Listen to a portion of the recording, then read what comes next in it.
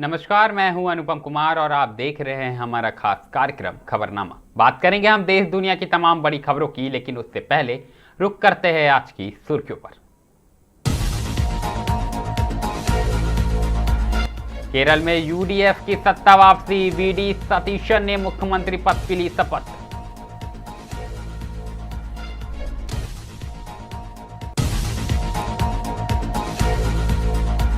Moscow drone हमले में भारतीय की मौत, 3 घायल, रूस यूक्रेन युद्ध ने बढ़ाई चिंता।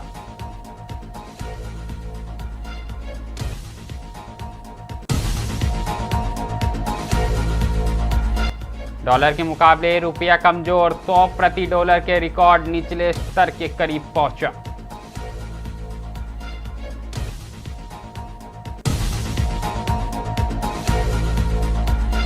दुर्गापुर स्टील प्लांट में ठेका श्रमिकों की छटनी के विरोध में प्रदर्शन, बीएमएसएस ने प्रबंधक पर लगाए आरोप।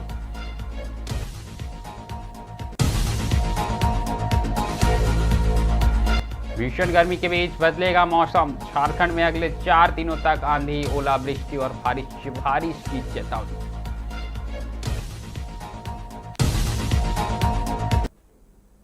अब बढ़ेंगे खबरों की ओर। सबसे पहले बात हम केरलम की करेंगे। जी हां, आपको बता दें कि केरलम में राजनीतिक बदलाव के बीच यूनाइटेड डेमोक्रेटिक फ्रंट यानी यूडीएफ ने सत्ता में वापसी करते हुए नई सरकार का गठन कर लिया है।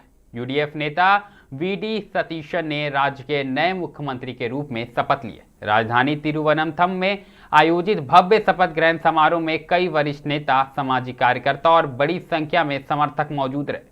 शपथ ग्रहण समारोह के दौरान नई सरकार के कई मंत्रियों ने भी पद और गोपनीयता की शपथ ली।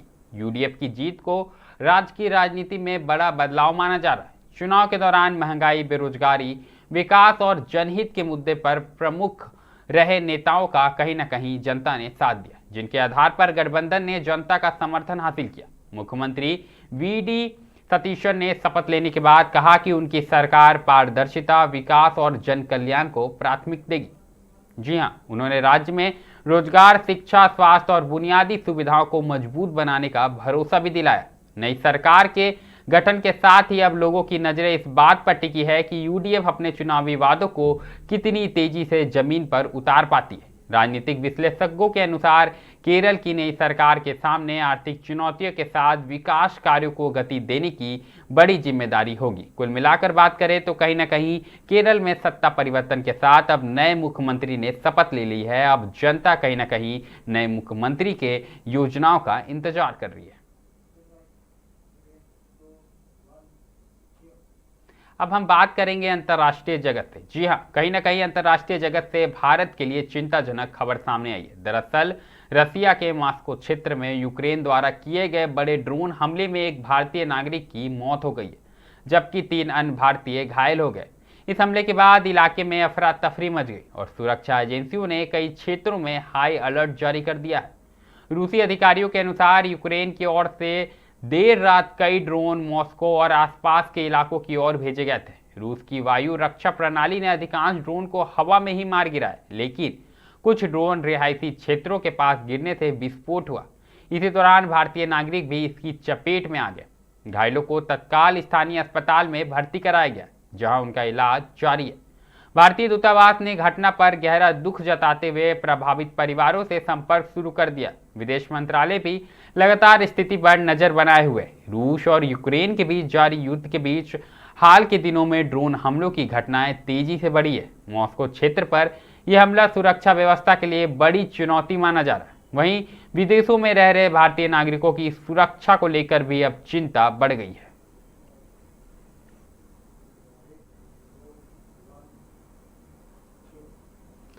अगली खबर की बात करें तो अगली खबर रुपया से जुड़ी हुई है। जी हां, आपको बता दें कि विदेश मंत्रालय यानी कहीं ना कहीं चिंता वाली खबर सामने आई है। विदेशी मुद्रा बाजार में भारतीय रुपया लगातार दबाव में बना हुआ है और अमेरिका जो डॉलर है वो लगातार 100 रुपये प्रति डॉलर के रिकॉर्ड के निचले स्तर के करीब कहीं ना कहीं पहुंचता हुआ नजर आ रहा है। रुपए में आई इस कमजोरी ने केंद्र सरकार, रिजर्व बैंक और आर्थिक नीति निर्माताओं की चिंता बढ़ा दी है। अंतर्राष्ट्रीय बाजार की बात करें तो अंतर्राष्ट्रीय बाजार में डॉलर की मजबूती, कच्चे तेल की बढ़ती कीमतें और विदेशी निवेशकों की बिकावली को रुपए की गिरावट का बड़ा कारण माना जा रहा है। विशेषज्ञों के अनुसार रुपए में लगातार गिरावट से आयात महंगा हो सकता है, जिसका सीधा असर पेट्रोल, डीजल, इलेक्ट्रॉनिक सामान और अन्य जरूरी वस्तुओं की कीमतों पर पड़ सकती है।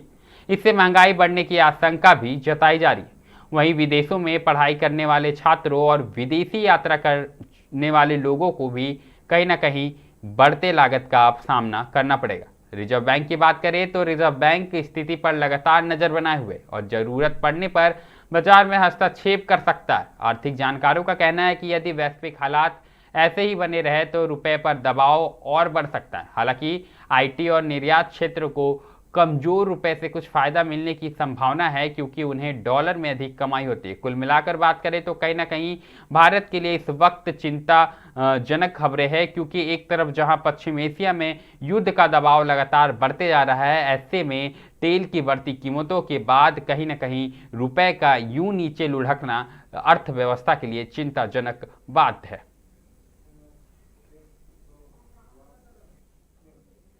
रुक यहाँ पर अब हम पश्चिम बंगाल का करेंगे। आपको बता दें कि पश्चिम बंगाल के दुर्गापुर स्टील प्लांट यानी डीएसपी में 40% ठेका श्रमिकों की छटनी की कथित साजिश के विरोध में सोमवार को श्रमिक संगठनों ने जोरदार प्रदर्शन किया।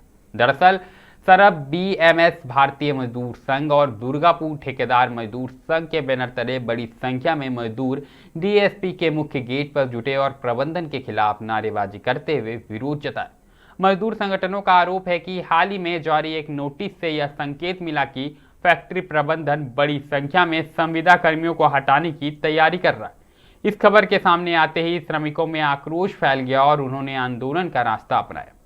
प्रदर्शनकारियों ने कहा कि यदि छटनी की योजना वापस नहीं ली गई तो आने वाले दिनों में आंदोलन को और भी तेज किया जाएगा। प्रदर्शन के दौरान मजदूर नेताओं ने आरोप लगाया कि ठेका श्रमिकों के वेतन में लंबे समय से कटौती की जा रही है और मजदूरों के अधिकारों की अनदेखी हो रही है। उन्होंने मांग की कि मजदूरी का भुगतान ठेकेदारों के माध्यम से नहीं बल्कि सीधे श्रमिकों के बैंक खातों से किया जाएगा। साथ ही ईएसआई, पीएफ और अन्य सरकारी सुविधाओं का लाभ सभी श्रमिकों को सुनिश्चित करने की भी मांग की गई।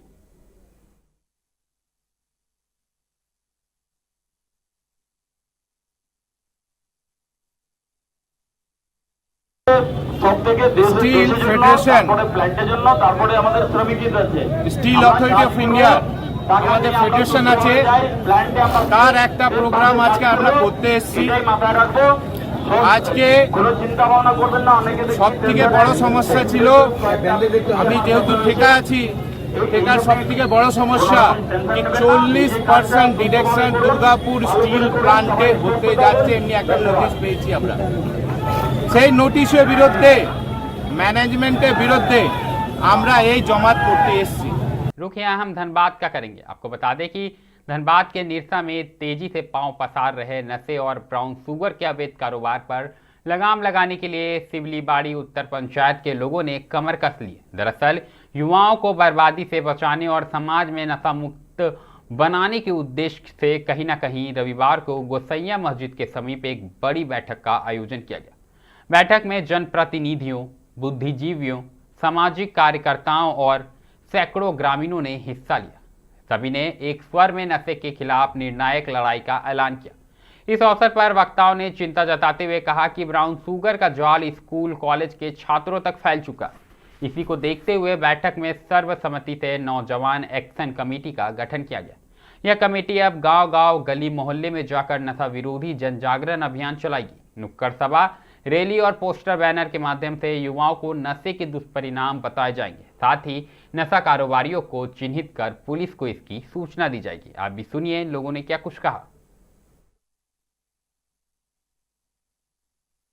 प्रशासन कहीं न कहीं देखिएगा, हम लोगों के क्षेत्र में जो प्रशासन है उसको सबके बाय नेम इससे पहले भी जेल भेज चुके हैं, तो उसको तो पता है ना कि कौन यहाँ धंधा फैलाया हुआ है। तो वो अगर प्रशासन अगर चाह लेगा तो एक दिन में उसको उठा के जेल भेज सकता है। तो हम लोग अपना समाज में एक नौजवान कमेटी का बैठक रखे कि जागरूकता पैदा करना है।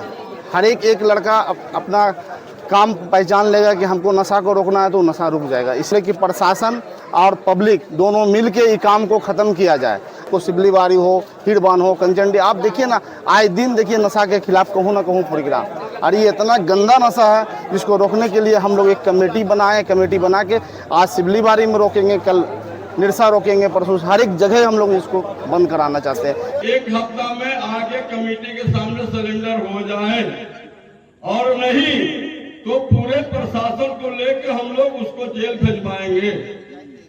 जो सजा देना होगा देंगे, इस पर आप लोग अहद करना होगा। हमारा बाप भी है, हमारा भाई भी है, तो वहां कुछ नहीं देखा जाएगा। जो गलत कर रहा है, बेच रहा है, इसी मोहल्ले का आदमी पी रहा है, मोहल्ला बर्बाद हो रहा है। पहले अपने मोहल्लों का दुरुस्त करेंगे, तब दूसरे जगह जाएंगे, दूसरे को बोलेंगे। हमारे अंदर 1000 का गड़बड़ी है, हम दूसरे को क्या बोलेंगे। अगली खबर की बात करें तो अगली खबर हजारीबाग से आई है। आपको बता दें कि हजारीबाग के संजय सिंह क्रिकेट स्टेडियम में आयोजित एक फ्रेंडली क्रिकेट मैच के दौरान उस समय माहौल गर्मा गया जब सदर विधायक प्रदीप प्रसाद अचानक मैदान पहुंचे और हजारीबाग जिला क्रिकेट एसोसिएशन यानी HDCA के पदाधिकारियों पर अपनी नाराजगी जाहिर कर दी। इस पूरे घटनाक्रम ने खेल के मैदान को राजनीतिक अखाड़े में बदल दिया और जिले की सियासत में नई चर्चा छेड़ दी। दरअसल HDCA की ओर से आयोजित इस फ्रेंडली मैच में एसोसिएशन के सदस्य और एक टीम के बीच मुकाबला खेला जा रहा था।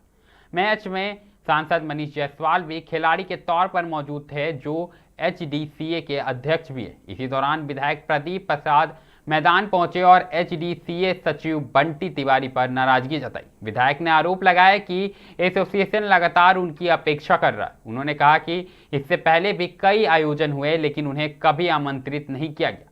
बिना किसी का नाम लिए उन्होंने यह भी कहा कि एसोसिएशन में एक ही परिवार का दबदबा चल रहा है। विधायक ने सांसद मनीष जायसवाल की मौजूदगी पर भी सवाल उठाते हुए कहा कि उन्हें बड़े भाई की तरह उनकी बातों का समर्थन करना चाहिए।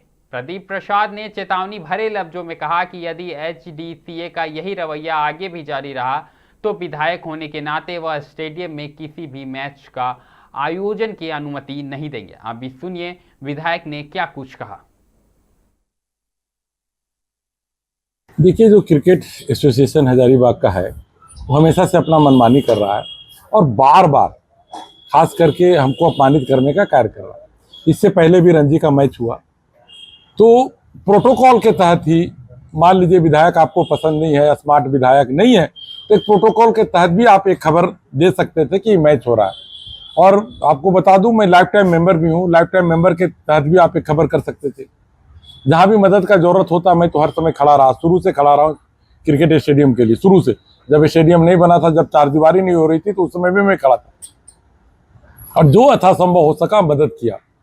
सीमा देसाई क्रिकेट मैच हुआ, उसमें भी आप अपमानित किए, उसमें भी मैं खून के घूंट पी के रह गया कि चलो आज न कल इन लोग को होगा।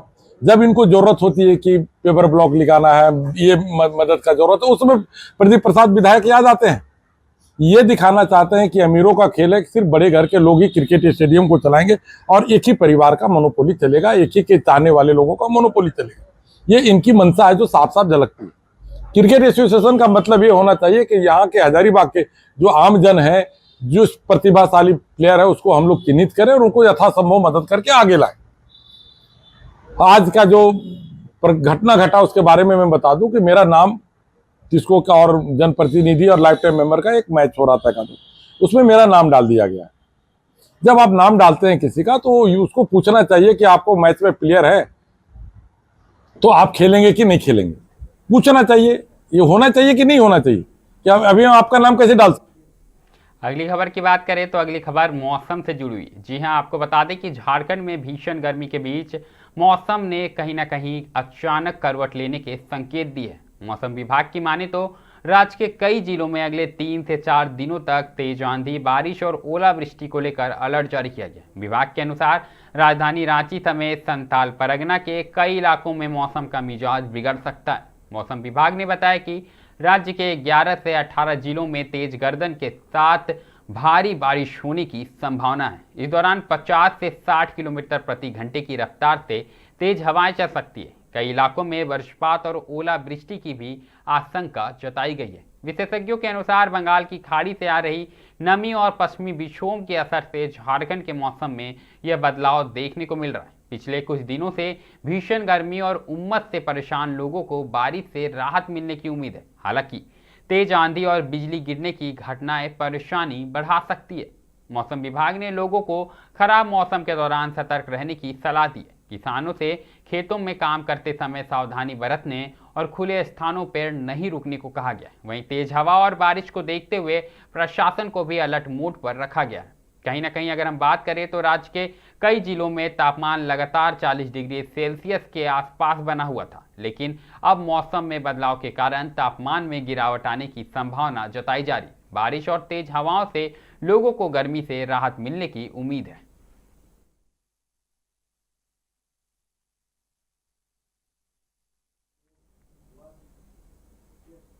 रुके एक बार फिर धनबाद का करना होगा, जहां चिरकुंडा के श्रम कल्याण केंद्र में करनी सेना के तत्वाधान में आयोजित 2 दिवसीय विराट हिंदू महासम्मेलन का रविवार को भव्य समापन हुआ। पूरे आयोजन के दौरान सनातन धर्म, समाज समहरता और सांस्कृतिक एकता की गूंज से चिरकुंडा भक्तिमय माहौल में डूबा नजर आया। झारखंड, पश्चिम बंगाल सहित कई राज्यों से पहुंचे हजारों श्रद्धालु और सनातन धर्मावलंबियों की उपस्थिति ने आयोजन को ऐतिहासिक बना दिया। महासम्मेलन की शुरुआत अखंड हनुमान चालीसा पाठ, रामायण पाठ और वैदिक अनुष्ठानों के साथ हुई। इसके बाद भजन कीर्तन, धार्मिक प्रवचन और सांस्कृतिक प्रस्तुतियों ने श्रद्धालुओं को आत्म से कहीं ना कहीं बेहतर वातावरण उपलब्ध कराया। आयोजन स्थल की अगर बात करें तो पूरे 2 दिनों तक श्रद्धा, भक्ति और उत्साह का माहौल बना रहा। समापन के अवसर पर विशाल भंडारे का भी आयोजन किया गया, जिसमें हजारों लोगों ने प्रसाद ग्रहण किया।